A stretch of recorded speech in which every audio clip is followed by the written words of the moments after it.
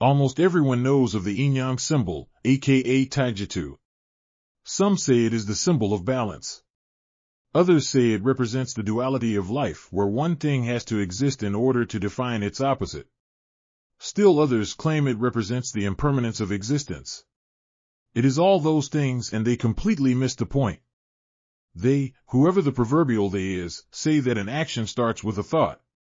So let's think about the self-contradictory truths of martial arts and examine them to see if we can find the elusive secrets the masters identified so long ago. What's going to blow your mind even further is if you hit like, subscribe, and watch to the end, I will share with you a startling fact that most people will completely miss. What the taijutsu means to the martial artist is much more profound because we learn to use one extreme to accomplish another.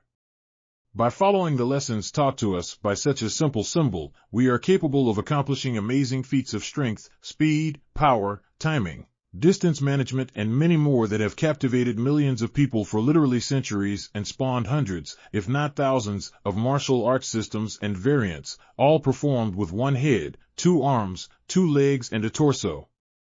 Yield to overcome. By yielding or redirecting an opponent's force rather than meeting it head-on, you can use their momentum against them for an effortless means of dominating the opponent. One example of this is a revolving door. When you push on the right side, it may go away from you, but the left side comes toward you. In martial arts, if someone pushes on one side of your body and you yield to that pressure, the other side of you goes towards them at the same speed and with the same power. You can then use that movement to target any area on them you wish because they are too focused on their own attack. If they attack the top center of your body, you can kick them. If they kick low, you can move in the direction the kick is going, in the case of the round kick, and attack their upper body. This is similar to a wave in the ocean that drags you in from the bottom and then crushes you from above. Empty your mind to think clearly. Clearing the mind of distractions allows you to react instinctively without overthinking in the heat of combat. Take a look at the following frame. The frame is intentionally separated into 2 halves. Both halves have B in them somewhere. Only glance at the image for 5 seconds, which is 5 times longer than you would get in a real fight. Ask yourself which side was it easier to locate the B. Isn't it interesting that I was able to illustrate my point without words? Advance to safety. You may have noticed some time in your life where you press a point too hard and the only thing the person you are talking to wants to do is get away from you.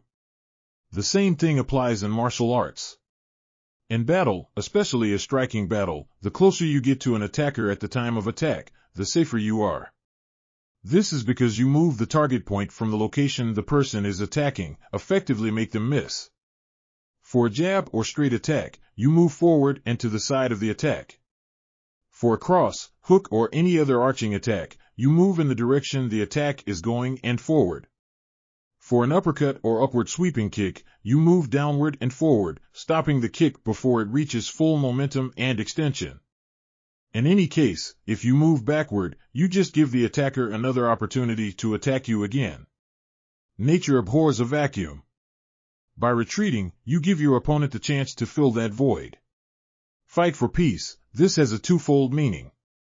The first is, the supreme martial art is to neutralize conflict before violence occurs through awareness, avoidance, and de-escalation. The second is that sometimes there is a peace that can only be found on the other side of war. As martial artists, we try to find a way of preventing or escaping conflict. This is the sound of one hand clapping. If this fails, we clap so loudly that others cannot hear their own. This might take a little thinking about to truly understand. A hint is that Krav Maga has a saying. Don't fear the danger. Be the danger. This means that when all other efforts of seeking peace fails, become so violent that you are in a state of safety. A true master is someone who fully understands the basics. The basics are what all other principles and concepts are built on. If one does not fully understand the basics, one cannot possibly make the more advanced concepts work with any degree of success or reliability. The master is truly the best student because they are constantly learning and will always consider themselves a student, maybe an experienced student, but a student nonetheless. Okay, now for the promised mind blower. Every point and paragraph in this video contains a paradoxical statement. That means that not only are you not at the end of the video, you never left the beginning. Now, the question is, are you going to take my word for it, or are you going to go back and check for yourself?